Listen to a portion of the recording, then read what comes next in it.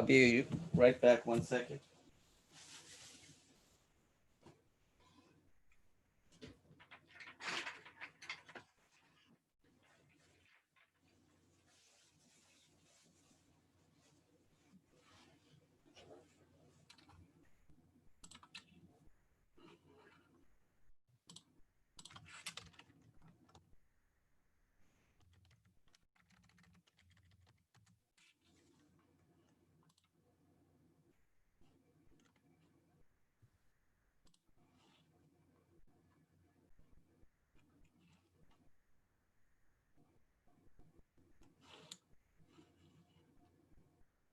Can you hear me?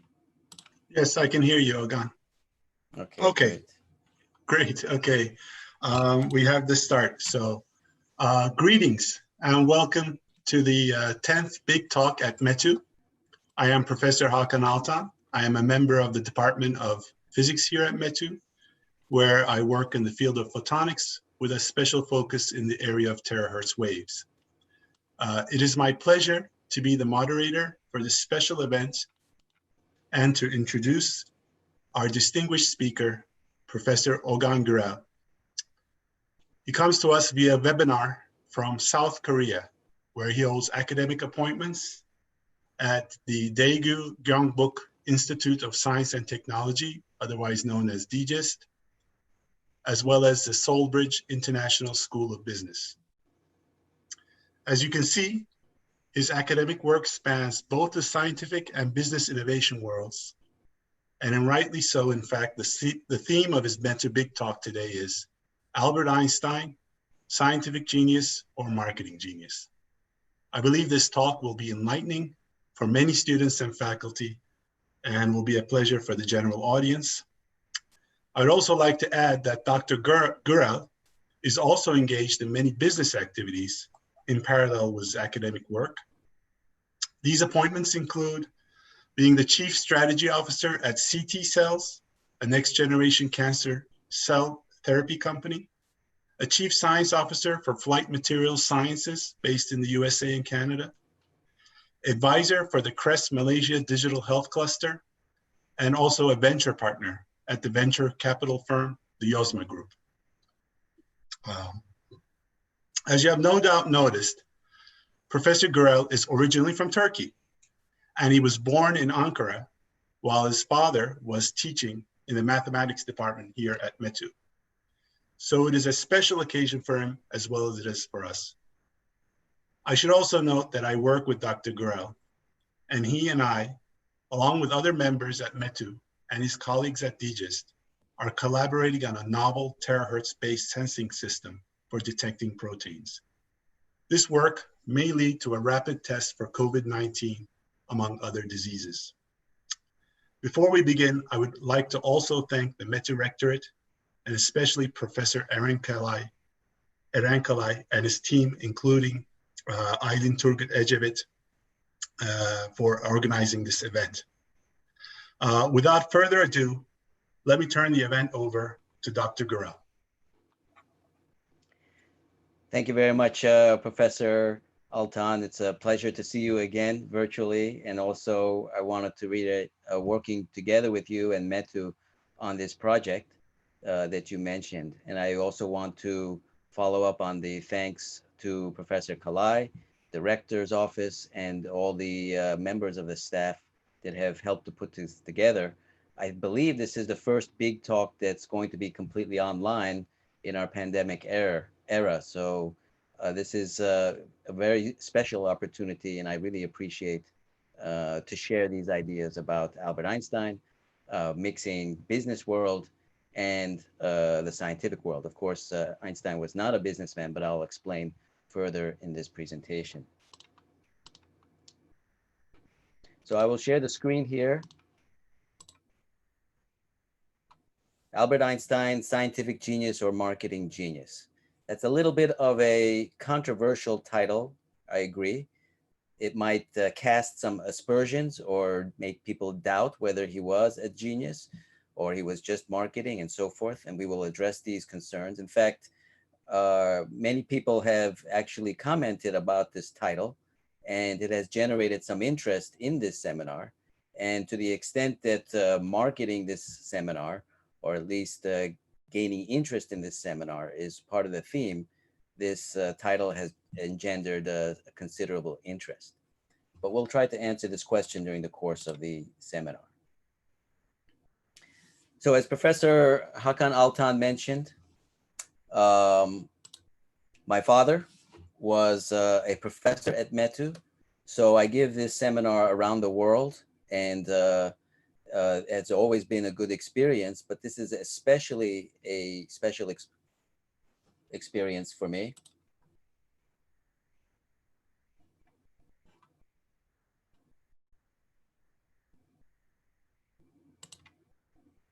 I think we have a little problem here.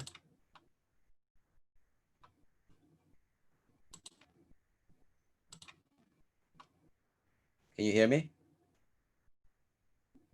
Yes, we do hear you, Ogan. We can see the photo of your family and you as a little baby. Thank you. Thank you very much. So this is my father and my mother and myself. We could not find any pictures of him at METU. So this is the most contemporary picture from that time. And he taught mathematics, nonlinear differential equations, and actually he was working at IBM. He got his PhD at Stanford. And when he went to METU, he was doing his military service.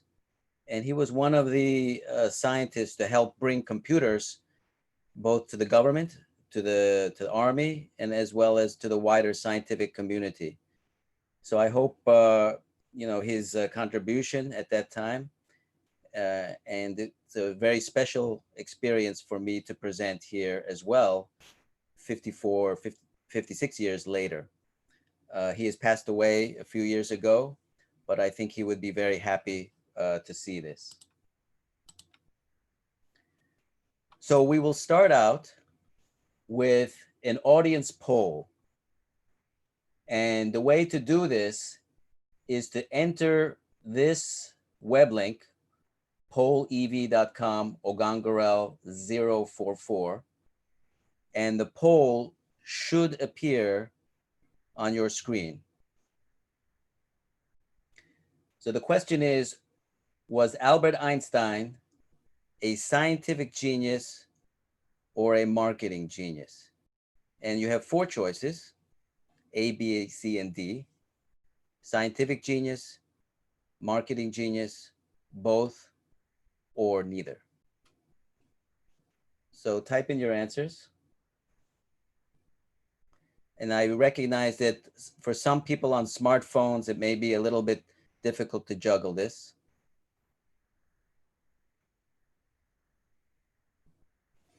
So again, respond at pollev.com, Ogan Gürel 044. Any other answers?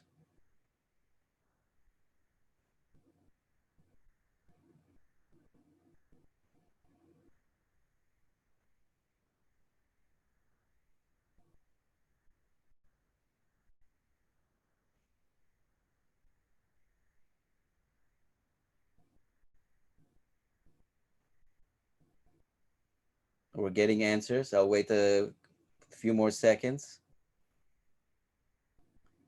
So it looks like the audience is kind of split between a pure scientific genius or both. But nobody mentions him as a marketing genius solely.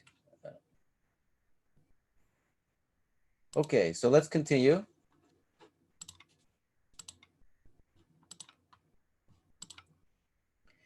During the course of this seminar, we're going to answer some questions. First, what is science? Second, what is relativity? What is marketing? What is value? What is innovation? Does science come before technology or after? And finally, is Einstein a scientific genius or a marketing genius? You'll notice here that I wrote scientific genius in red, and marketing genius in green. This seminar will actually combine both elements of science and business, or I should say marketing more broadly. And the slides that relate to science will be in red. The title will be in red. And the slides related to marketing, the title will be in green. And I will be mixing these. So in effect, this seminar will be a very short course on special relativity, in other words, a physics course. And it will also be a very short course on marketing, in other words, a business or social science course. So what's very interesting is that Einstein worked very hard to explain his own famous discovery of relativity. And this is his book, Relativity, the Special and General Theory, that was published in 1916. And that's actually very significant because in 1916, Einstein was at the peak of his scientific productivity. He wasn't retired. He wasn't an emeritus professor writing about his topics from earlier successes. He was in the middle of his career. And it should be interesting to note that many scientists now don't really do that. They publish their papers in very specialized professional journals. And in fact, if they were to be writing a book like this, their commitment, their seriousness to science may be put into question. And so we admire Einstein as a great scientist, but when it comes to our own scientists and the desire to popularize or bring a general understanding of our concepts and research, that's actually frowned upon. But Einstein was very different in that regard. And this book, I'm going to use this book actually as part of the seminar, the red titled section slides. And here you can see the preface. The author has aimed main ideas in the simplest, most intelligible form in the sequence and connection which they actually originated.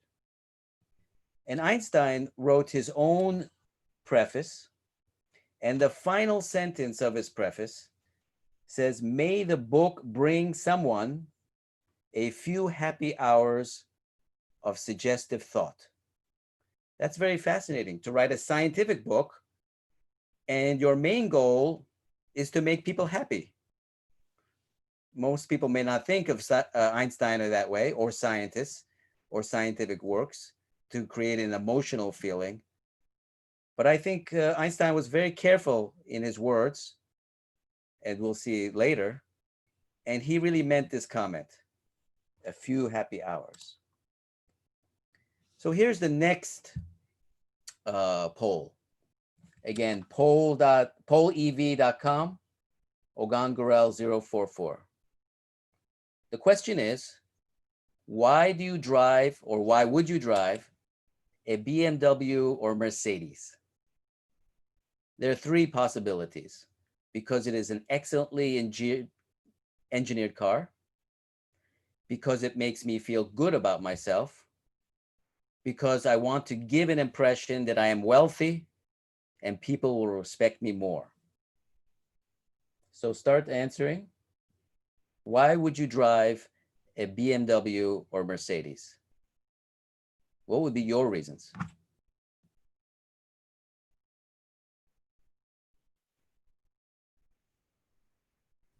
Don't worry, this is anonymous. Yeah, so I think nobody will. I went into the poll, but I cannot see that question for some reason. It doesn't come out. I just wanted to let you know.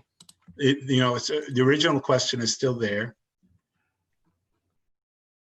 Okay, I have to activate it. Okay, now it's here. Yeah, now it's here. Okay. For destinies. Yeah. Okay. Now we get some answers. By the way, I should say this is a very special seminar because it's the first time I'm using this polling system. So we are actually innovating together and pushing the limits of this technology. So most people, because it's an excellently engineered car, but a not insignificant number of people said, because I want to give an impression that to other people, they respect me more, that I'm wealthy or whatever it may be. And that's very interesting because many scientists want to do science just because it's great science and not necessarily how it impacts on other people or society and how it relates to their emotional feelings. I know that's a very strange concept, but this was very central to Einstein. So these are the answers. Most people because of the engineering, but not insignificant, at least 1/3 of people for emotional reasons.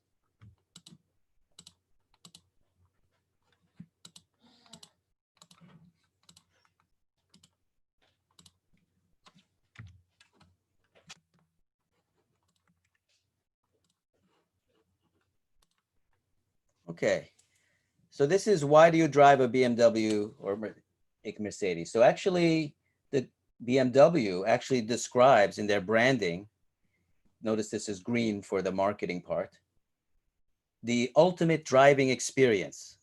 So the fact that the BMW can go from A to B very fast or very efficiently, etc., is actually secondary to the driving experience. And the tagline here is driving is believing. And if you look at the extreme of this, this is the North Korean dictator. He's driving a Mercedes Benz. He doesn't really have to go very fast. He doesn't have to go very far, but he does have to give an impression of power, of respect, and that emotional aspect. So let's begin now with the science. So this is the first part of Einstein's relativity book, and he begins with Euclid's elements. And he describes the propositions of Euclidean geometry that 2 points on a rigid body always correspond to the same distance, independently of any changes in position. And this is grounding in geometry, is the beginning of physics. And he begins his book for the general public with this reference to Euclid's geometry. So when did Einstein come up with this special relativity? He was working at that time, the Special Relativity was published in 1905. He was working at the Bern Patent Office in Switzerland. Many of you know this story, and this is the Bern Patent Office. And this is the clerk, not the academic, Albert Einstein. And he wrote that working on the final formulation of technological patents was a blessing.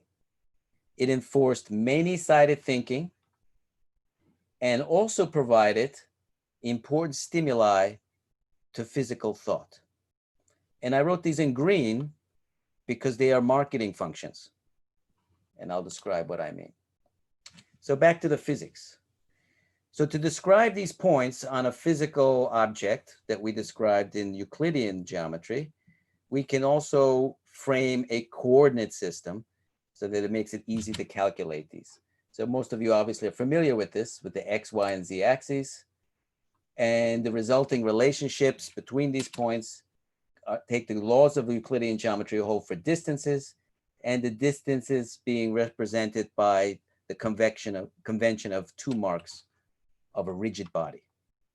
It's all very simple, very straightforward. And that's the beginning of his book. Einstein is often regarded as a pure scientist, but he also had several patents. And this is one of his patents for an automatic electric eye camera. And he was very engaged in these technological elements. As some of you may recognize, his relativity, E equals mc squared, ultimately served as the basis of the conversion of mass to energy and the principle behind the atomic bomb. And so he was also interested in those practical aspects, to the effect that he actually wrote to the American president, Franklin Roosevelt, about the Germans building the bomb and how this may be very important for the war effort. So he wasn't just a isolated, pure scientist. So we have this concept of science and technology. And I just mentioned how Einstein, even though we look at him as a pure scientist, was very much involved and engaged with technology in a practical sense, both in the patent office, with his work with the atomic bomb, and integrating those two. But science and technology have often been considered separate. And the beginning of this concept began at the end of World War II with Vannevar Bush, a famous American government policy person. And he was on the cover of Time magazine. And he wrote an extremely influential book, which has influenced METU and, of course, many other universities around the world, that has defined this division between science and technology. And that book was called, or report, Science, the Endless Frontier. And Franklin Roosevelt in 1944, the frontiers of the mind are before us. They are pioneered with the same vision, boldness, and drive, which we have waged a war to create a fuller and more fruitful employment and a fuller and more fruitful life. And the principle was that universities do pure science supported by the government, and that is transferred to business that does the application. And this is where this divide between science and technology has perpetuated to this time. And but Einstein was not in that kind of experience. He was integrating science and technology. So back to physics, space and time in classical mechanics. So if you describe a train, and a train is moving, and we have two individuals, one in the train and one along the side, the station or the embankment, and they are both watching a ball being dropped by the person in the train. And so for the person in the train dropping the ball will go straight down. That's trajectory B. But viewed from the person on the side, not moving, the ball will appear to have a trajectory, a parabolic trajectory, or not parabolic, but a curved trajectory. So the stone or ball traverses a straight line relative to a system of coordinates, which is what we described. And basically Einstein says, with the aid of this example, is clearly seen there is no such thing as an independently existing trajectory, a path curve. There is no absolute pure path curve. It is only a trajectory defined relative to a particular set of coordinates or body of references. So I think that's clear to everybody. So let's define marketing. What is marketing? So here's a picture of a cell from biology. So why would you say here's a cell? The cell, which is the unit of life, has a nucleus. That's where the DNA is. And the inside of the cell has all this machinery. And on the surface of the cell is the cell membrane. And this is a living cell, human cell, whatever, liver cell, brain cell, stomach cell, etc. And this membrane has very complex properties. It's a lipid, it has proteins, and these proteins bind to things. For example, COVID virus has a spike protein, and the spike protein binds to the ACE2 protein in the lung cells, and it attaches, and the virus gets into the cell. In fact, the work with Professor Altan and myself and the colleagues is related to detecting this spike protein, and therefore detecting the virus. So this membrane is very important. And one way to look at marketing, the marketing function can be thought of as one that regulates the flow of resources in both directions across the organizational boundary of a company, of an organization, of an institution, of a university, of an individual. This broad mandate for marketing inherently emphasizes the importance of understanding the environments that surround an organization and anticipating change and being able to influence that change. I know this sounds a little bit theoretical, but it will be more clear. So I'm going to ask a question, and I think I have to do this activate function.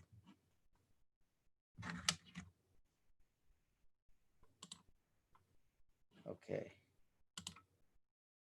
So the next question is marketing good or bad? When you say, oh, he's good at, or he's does marketing, does your mind think of something good, or do you think of something bad? Like, for example, many people looked at the title, Albert Einstein's scientific genius or marketing genius. Oh, is Professor Gürel implying that he's not really good at science and he's just doing some tricky marketing, a feeling that marketing is bad? So answer how you feel. Is marketing a good thing in your mind, or is it a bad thing? So most of you feel it depends. And that's a great answer. There's no right, well, I should say it depends is the right answer. I don't want to prejudge the answers. But the reason why it depends is that everything has good and bad sides. I mean, you have nuclear bombs and you have nuclear power. You have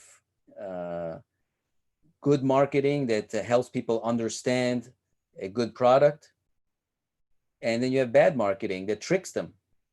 And then you have good science, which is based on experiments and rigorous and working productively with others. And you have bad science, where you steal ideas, you do fraudulent data, or whatever. So there's good and bad in both.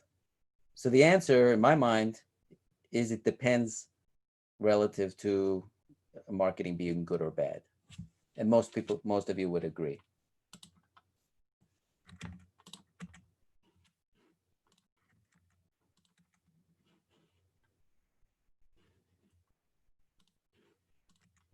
Oops.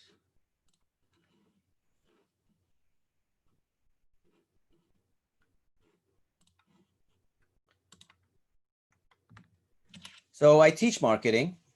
I also teach bioelectromagnetics, and I teach innovation at Digist and Soulbridge, as Professor Altan mentioned. And my course in marketing is split into two parts. The first part, the first half, is understanding the market. The second half is shaping the market. So there are two sides to marketing. One is to understand what's out there. If you're a cell and you need to survive and live in a changing environment, you need to see what's out there, interact with the outside. And so in marketing terms, that's related to understanding customers, market analysis, technology demand forecasting, all these elements of understanding the market so that you can survive in that market and succeed. And then the flip side of marketing is shaping the market. In other words, you have a product, you have a service, you have an idea, and you want to actually make an impact out there.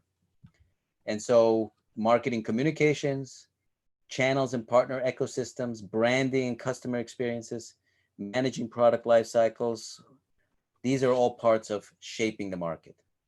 And that's why I think the cell analogy is very relevant. It's that membrane that is very sensitive to the outside, and also by which that living organism, an example of an organization, can influence the outside. So we go back to the physics. The next step in Einstein's book, he describes the Galilean system of coordinates, and in particular, the fundamental law of inertia. A body that's not influenced by other bodies, so there are no forces, will continue in a state of rest or constant velocity, uniform motion in a straight line. So it not only says something about the motion of the bodies, but about the relationship of the frames of references. So you'll notice Einstein is referring to Euclid, to Galileo. He's grounding his relativity, very new idea, in very established ideas.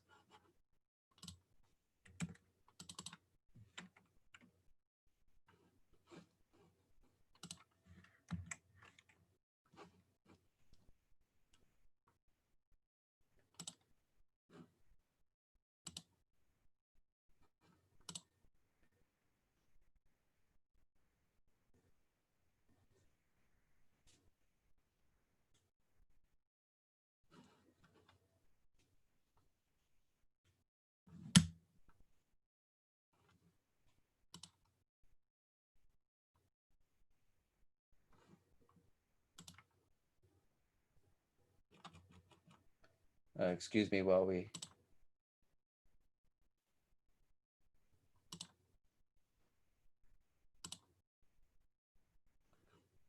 Okay, here's the next poll. What is Switzerland famous for? Chocolate, the Swiss Alps, trains being on time, Swiss watches. So we have some answers. Chocolate, more chocolate, even more chocolate. Swiss watches are still there. When you think of Switzerland, what's the first image comes to your mind about what Switzerland is famous for?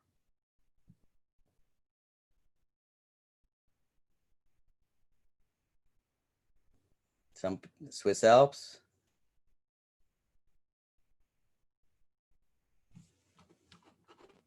Trains on time. I don't know how the trains are in Turkey these days, but Switzerland has always been famous for trains being on time. America is not so much.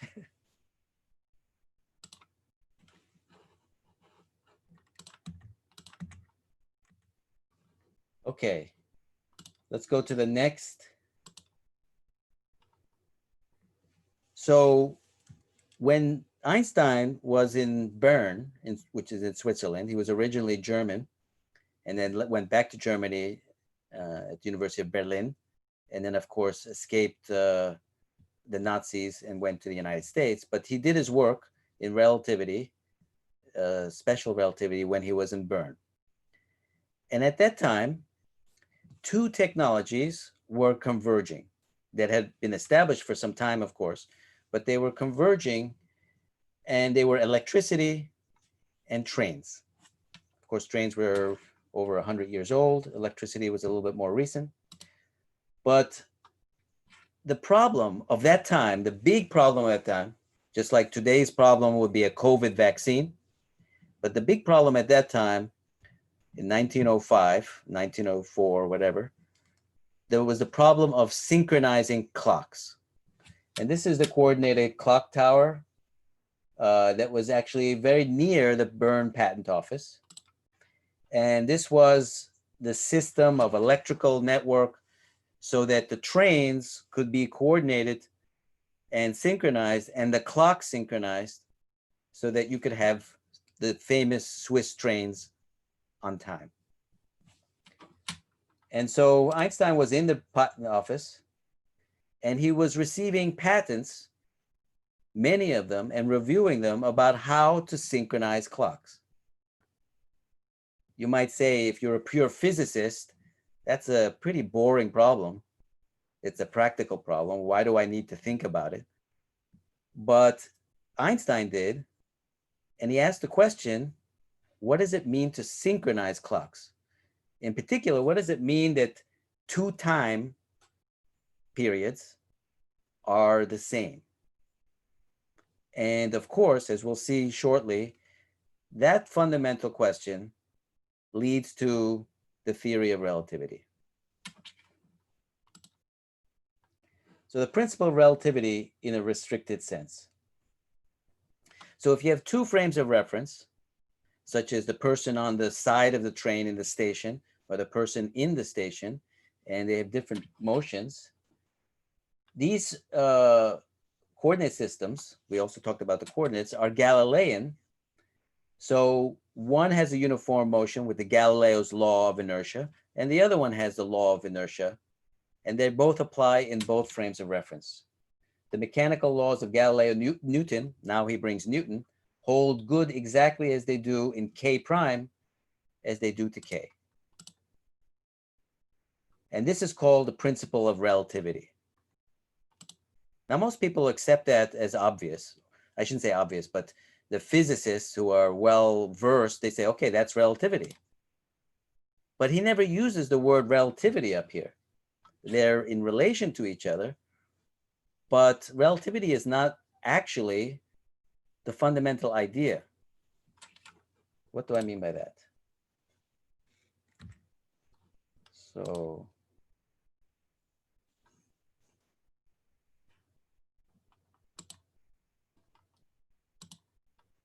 we're going to return to that. But let's go back to marketing. And I'm going to ask another question. What is marketing? There are 5 choices here.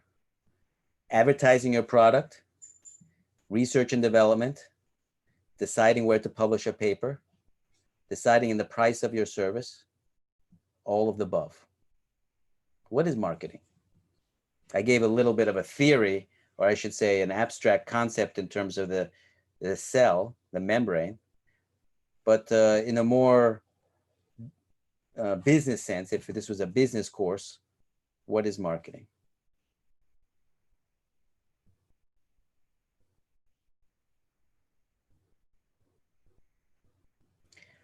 So interestingly, many people in the beginning said advertising your product. In fact, there's a still significant number. And then increasingly, people started to say all of the above. And in fact, all of these are elements of marketing. But many people, in fact, a significant number, associate with marketing with advertising. And advertising is only one part, and I would argue actually a fairly small part of marketing.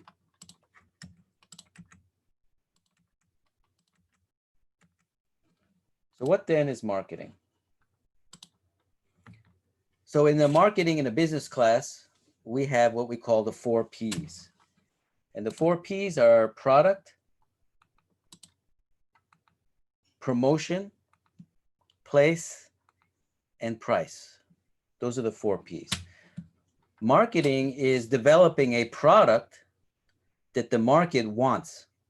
And so product development and R&D is a part of marketing. Promotion is the advertising, the publicity, the sales promotion. This is what many people think is marketing, but as you can see, it's only a part of marketing. Place is where you put your product or service. So online, offline, do you open a store? Do you sell through the internet? Do you work with distributors? Do you go on Amazon? If you have a scientific paper, do you write a book about it? For the general public, that's a channel. Or do you write it in Nature? Or do you write it in a very specialized journal? And those are all different channels.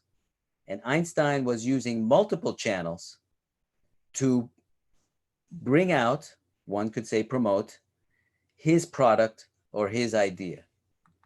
So all of these elements, product, promotion, and place, which we'll talk about in more detail, are part of how Einstein framed his work and delivered it to the world. Now, I should emphasize that he's not thinking marketing. I mean, he was a genius, but he was not thinking, well, I'm going to do the product and the promotion, the placement. He doesn't have an MBA. Einstein didn't have, I don't think MBAs existed at that time. But in effect, this is what he's doing. So the next question is,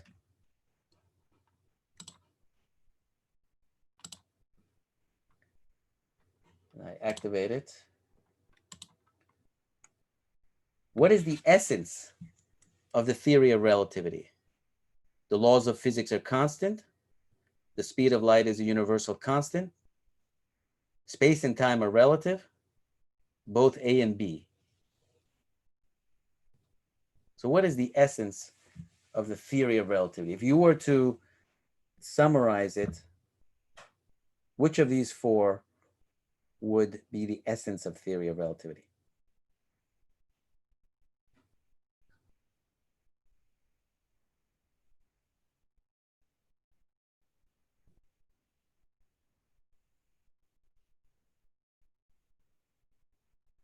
So it's interesting. Many of you are answering that space and time are relative. In fact, the word relativity theory would argue that maybe something relative is the essential concept. So let's go to the next. So remember I put the question mark here, and I thought it was very curious. You have a K frame, you have a K prime frame. The inertia principle applies to both frames. The laws are the same in both frames, whether you're on the embankment, in the train, on the moon, in Turkey, in New York, in Korea. The laws of physics don't change.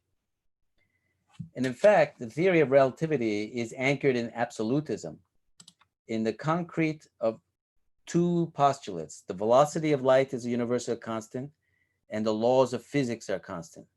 In fact, Einstein originally called his creation invariant theory, invariant theory. It's a little bit complicated word, and it was in German. In other words, in English, it would be theory of invariance. And the name theory of relativity was coined later in a review by the German physicist Max Planck. And Max Planck said, you should call it theory of relativity. And Einstein was resisting, although he reluctantly bowed to peer pressure.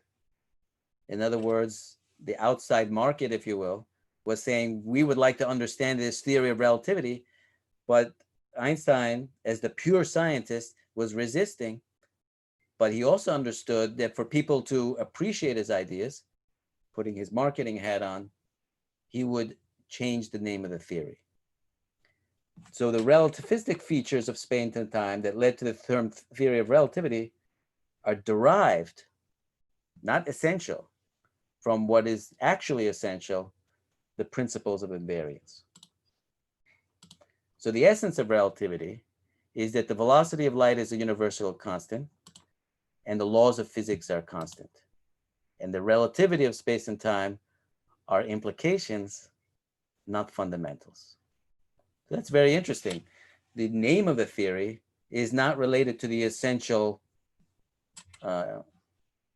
concept of that theory. So the next part of the physics, the theorem of the addition of velocities employed in classical mechanics. If you have somebody driving in a truck at 15 meters per second, and then he throws a ball at 15 meters per second, then the velocity of the ball that he throws is going to be the sum of those, or 30 meters per second. And that's what we call Galilean velocity addition. What is marketing? So this is the course that I teach, as I mentioned. And in short, marketing can be considered the science and art of creating value, delivering products and services that are valuable to customers, partners, and societies. And for technology marketing, marketing is not something that happens after science and technology development, but rather a philosophy that infuses the entire life cycle. So relativity had a lot of criticism based on scientific, pseudoscientific, philosophical, ideological bases. And it actually, surprisingly, took many years, 20, 30 years for people to accept it. And some of the reasons were actually anti-Semitic based and political. As you know, the Nazis were coming to power, and this was not German science, and so on and so forth. These were very politicized things. So the point I'm trying to make, it's not that Einstein made some scientific ideas and everyone agreed. It took a lot of effort to convince in the face of very significant obstacles. So we talked about that adding of the velocities, 15 plus 15 equals 30. But if you are doing something with a light, like a laser, which has a speed of light, and the train is moving at a velocity v, you can't just add the velocities because the speed of light is a constant.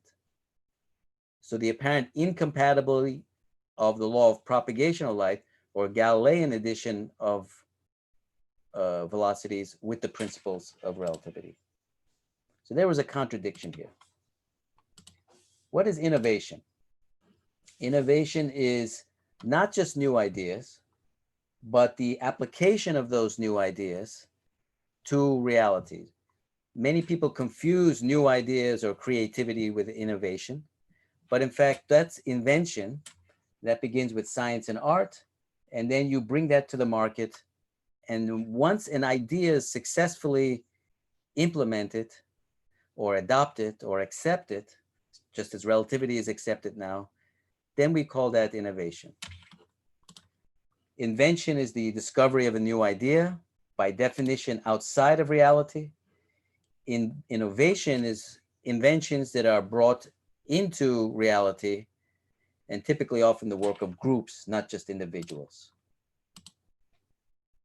So here's a question. Was Leonardo da Vinci one of the most innovative persons in history?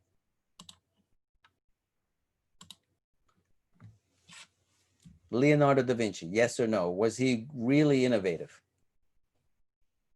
One of the most innovative. So we have some answers, yes.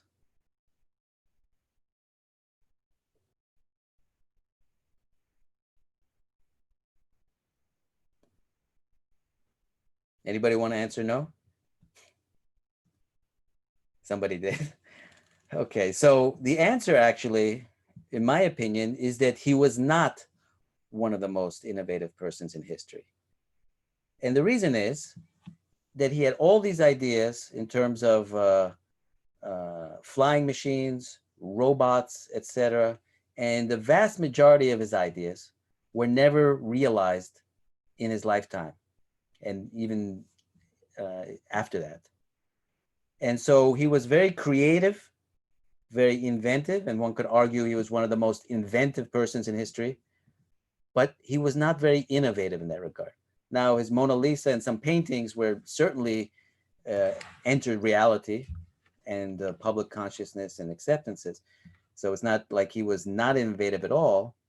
But if you compare to, say, Steve Jobs or a Bill Gates or whatever, or other individuals in history in which their ideas became reality, like Einstein, they are more innovative.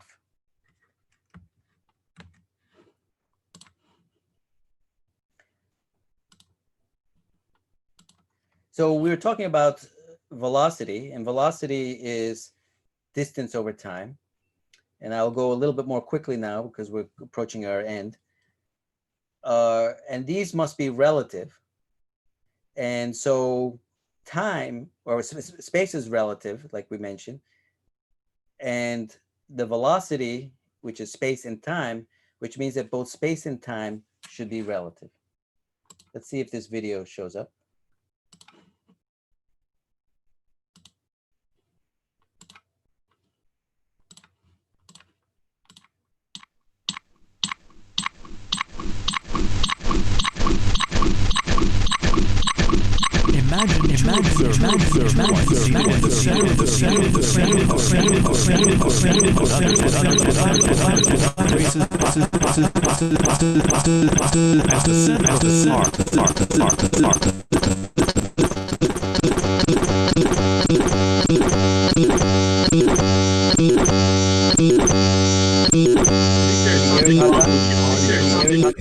Passes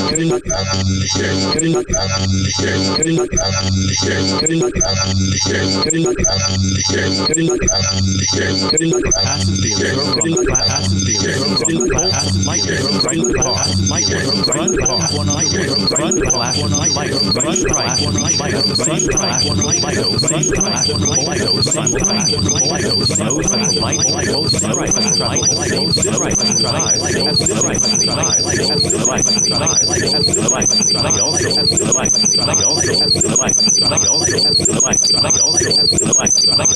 So I think that video didn't work very well.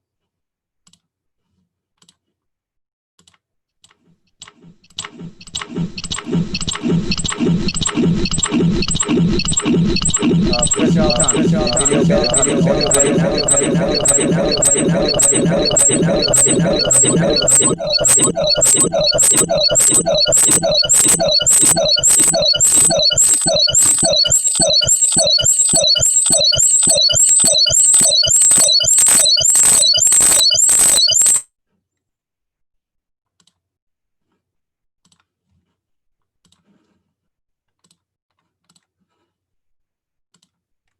Okay, I think that should be better. Yeah, it's much better. I think something with the video audio. I think it messed it up. Yeah, the audio of the video was sort of interfering with something. I didn't understand at that time, but yeah, just continue. I think that'd be better. Okay, I think it's better now. So this concept of space and time not being absolute means they must be relative to different motions. So events which are simultaneous with reference to one reference point are not simultaneous with respect to another reference point, which means time has been changed or time is different. So was Einstein a pure scientist? Again, as I mentioned, he was unhappy about the theory of relativity. He preferred the theory of invariance. But on the other hand, Einstein was very practical, maybe grounded in his patent experience and so forth, and his technological experience. And so he, even though he objected to relativity because he understood that the popular catchphrase, everything is relative, it has philosophical implications and so forth, is problematic, he decided that to adopt that term because, as I mentioned earlier, there was a lot of resistance to relativity. And he wanted to make sure that the idea was out there more powerfully. So this is the relativity of distance, as we mentioned, just as time. And Einstein's maxim is things should be made as simple as possible, but no simpler. So one thing to think about, not just Einstein, but as scientists, whose fault is climate change denial? So we have the whole issue of climate change, and you have every scientist in the world, and here's the climate change denier. And the climate, either he's that dense, in other words, he's not very smart, or he doesn't believe in gravity either, and so forth. And so you have politicians, you have senior people denying climate change and so forth. And many of the scientists, all these people here, saying, oh, they're crazy, they're etc., and blaming them. But if science does not communicate the ideas, like Einstein communicated relativity, and thinking of all the ways, then scientists are also to blame for this issue. And if we look, for example, at the COVID vaccine, the success of a COVID vaccine is not just about the science, but also about overcoming the anti-vaxxer movement, where they're worried about allergies, they're all worried about autism, etc. These are social issues, these are marketing issues. So you can have the best vaccine and the best science, but if you cannot overcome some of these social issues, then that becomes a real problem. So the separation of science and the separation of the humanistic side is not successful. And we see that in climate change denial, we see that in misinformation, fake news, etc. And Einstein, as we'll show a little bit more, worked very hard to overcome these issues. So roughly speaking, there are mathematical implications of this relativity of space and time. We call them the Lorentz transformation, as different from the Galilean transformation, which is the simple addition of the velocities. 15 plus 15 equals 30, but we have to modify those velocities, and we have to modify those space and time, and hence the velocity, by this Lorentz transformation that relates to the universal constant of the speed of light. So what is value? What is valuable? So is science valuable in its own right, or is it valuable because of how it applies to society? So when it comes to marketing, value is related to what customers value. So companies must understand what their customers care about and what the value proposition is to those customers. And famous Roman politician, philosopher, everything is worth what its purchaser will pay for. And those are these equations again. So let's go to this question.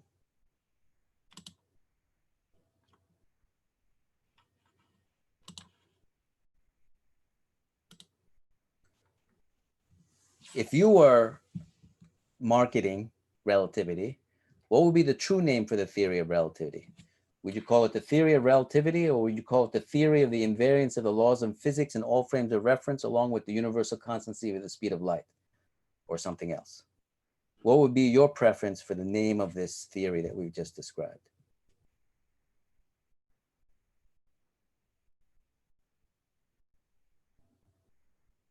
Looks like everybody is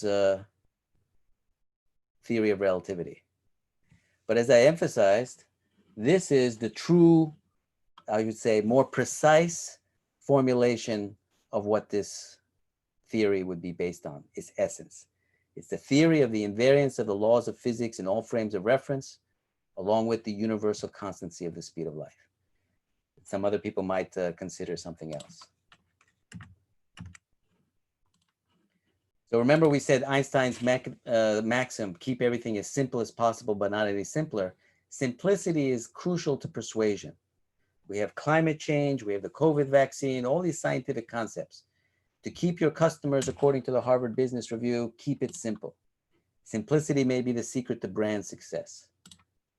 And there's a New York Times article, Can't Understand Einstein. So relativity was famous that nobody could understand it. Arthur Eddington said, the reporter said, I heard there were only 3 people that understood relativity. And it's Einstein, Eddington, and Eddington said, I don't think there's even a 3rd. But that was a joke. Actually, Einstein really wanted people to understand. He kept it as simple as possible. And if you really boil it down, it is very simple. If you have speed of light constant and the laws of physics the same in all frames of reference, and things are moving at different speeds, then space and time must change, because you can't just add velocities and get a velocity that's greater than the speed of light. And so Einstein went through this very logical sequence to explain that. He also explained that it was not necessarily natural to experience. He understood that.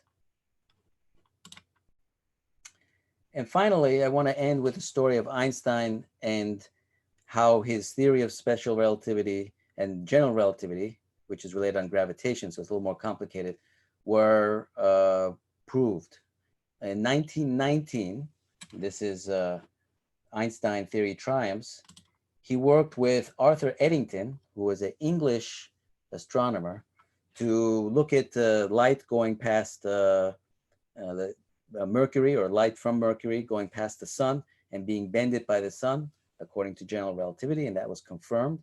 And this occurred in 1919, which is very interesting, because in 1919, it was 1 year after the World War, where the Germans and English were killing each other by the millions. It was in the middle of a pandemic. And here Einstein is collaborating with an Englishman to prove his theory. And that was a very powerful emotional message. And Einstein became a rock star. He became, in those days, it wasn't rock music, but he became like a rock star, very famous, not just because his idea was great, but because he fulfilled a very emotional need for some good news, some interesting news, some validation of the human spirit and the human intellect in the face of tremendous catastrophe, death, and destruction in the World War and the pandemic. So the Hamlet Principle, which I like to say, to be or not to be, is the big, common, famous a quote from Hamlet, but there's a more deeper quote. There are more things in heaven and earth, Horatio, than are dreamt of in your philosophy. I call this the Hamlet Principle. In other words, you're concentrating on something, but there are more things in the world.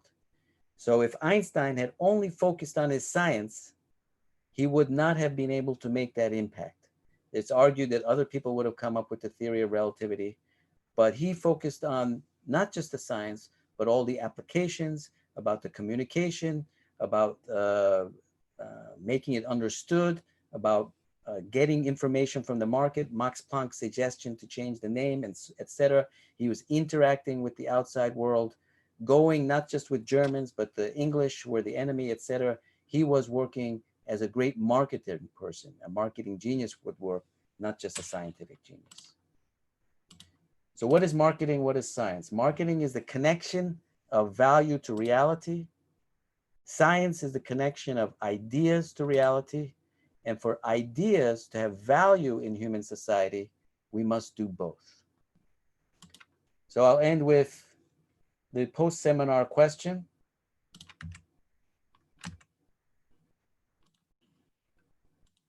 The last question for today: was Albert Einstein a scientific genius or a marketing genius, or both?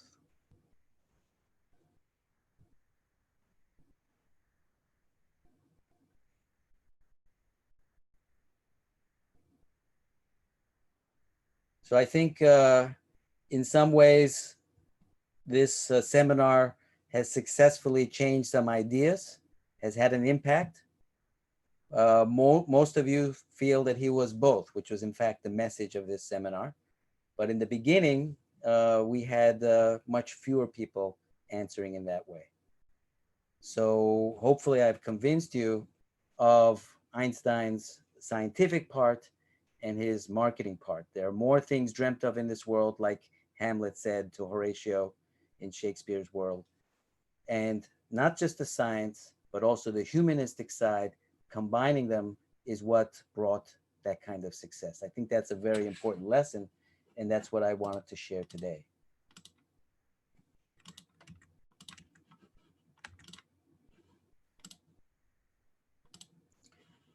So closing thought, another great philosopher, humanist like Shakespeare: two things fill the mind with ever new and increasing admiration and awe: the starry heavens above, we can think of that as the rarefied science, and the moral law within, we can consider that the kind of humanistic side. This was Immanuel Kant. And he was also a great integrative thinker, influencing also Einstein and many others. He believed in absolute space and time. So of course he was wrong. But the point is, he wrote his Critique of Pure Reason, which was a relation to the starry heavens above, and the scientific principles, and his Critique of Practical Reason, which is related to the human element and how people work together and how we can be working together as a society. So thank you very much. I'm sorry we went a little bit long. We had some technical difficulties, but we were innovating, as I mentioned, and interacting with the audience, and I appreciate your answers. Teşekkür ederim. In Korea, we say 감사합니다. And I'm available on LinkedIn and also by email, ogangurel@gmail.com. Thank you very much. I'll turn it over to Professor Altan. I don't know if we have a chance for questions, but I'm happy to stay online. Thank you, Professor Gürel. I think it was a very interesting talk. We do have some questions from the audience that I will ask shortly to you. I also wanted to make a comment because I want to also hear your opinion. Yes. Basically, a few years ago, when Twitter and Instagram and all these social media platforms started becoming, including Facebook, started becoming so popular, I also was sort of a skeptic in terms of seeing some people, some scientists, and even some students advertising their work on these platforms. And I was sort of, critiquing it in a negative way because I thought it was denigrating or decreasing the value of the science. But lately, I think these are very important. I mean, in our time, these are great tools to connect with people, especially in this pandemic where we're not contacting physically through seminars with people who can come and listen to our ideas. It's very important, I think, these social media platforms for scientists to explain what they're doing and try to get their ideas out there. So I think this talk was very good in that sense, because I started changing my thinking of this. I'm not a very social person on networks like Instagram, but from now on, I'm not going to critique anyone. I think it's a great idea for people to use these platforms, especially students, and to talk about what they're doing, so that people will get excited and understand what they're doing and appreciate the science here, which is what's important. And I really like the polling also in your talk. I think that was a great tool to keep people engaged, because sometimes in these social platforms, I mean, in these Zoom webinars, it gets a little redundant. Okay, so thank you for that comment. I wanted to mention two comments. The Facebook, Twitter, if you think about that popular book, you saw I actually cut and paste pictures from that book.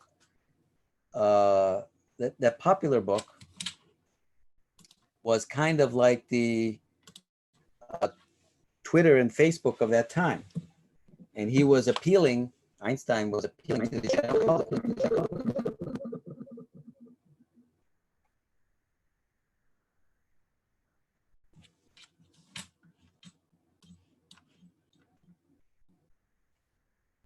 Yeah.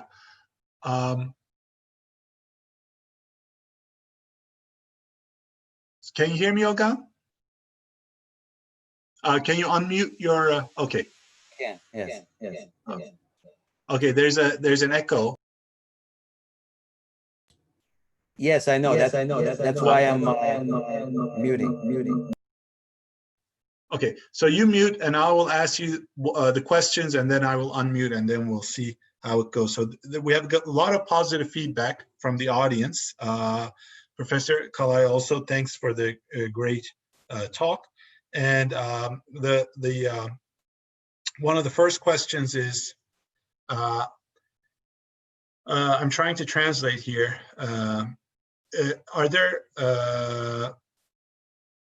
do you know of any other people that are similar to Einstein, who's has these both qualities of scientific and marketing genius? For example, in the last few years, I mean, people like Bill Gates, Steve Jobs, Elon Musk. I mean, it's a little controversial question, but I think it's a nice question in the sense that, you know, what do you think of these people? I mean, can you put them in the same light with Einstein that you described in this seminar? So I will mute. Just unmute, Ogan, when you're answering. I think that's a very good question. We're getting this.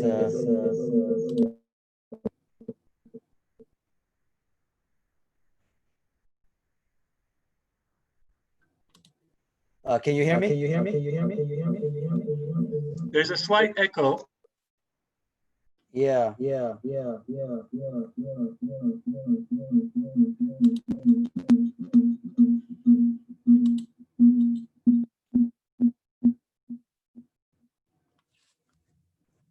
Can you hear me? We can hear you. It's always a little bit of echo there. Because these headphones are not working, so I went with the regular speakers. Hello? I can hear you. Do you get an echo from my side? No, I don't. I get when I speak. Okay, if you want, you can sort of call me on WhatsApp, and I could just repeat what you're saying maybe to the people. Do you want to do something like that?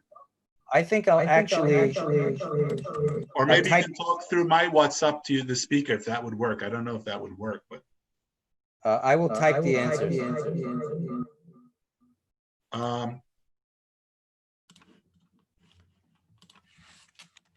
Is your YouTube open? Maybe that could be an issue. No. Okay. Very.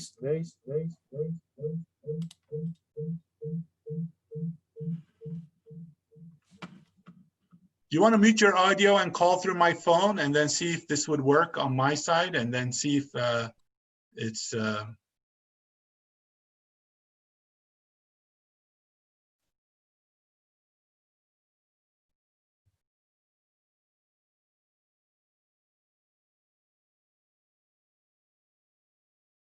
Yeah, you can talk now. Okay, so I actually think that's a great question. There have been some scientists in the recent past. One of them is the evolutionary biologist Stephen Jay Gould. But I think that the world of science has changed, where scientists just focus on science and non-scientists focus on other things. And I think that has created some of the troubles that we've experienced with the climate change denial, with COVID and so forth. And is it still echoing? It's a slight echo, I think. Let me...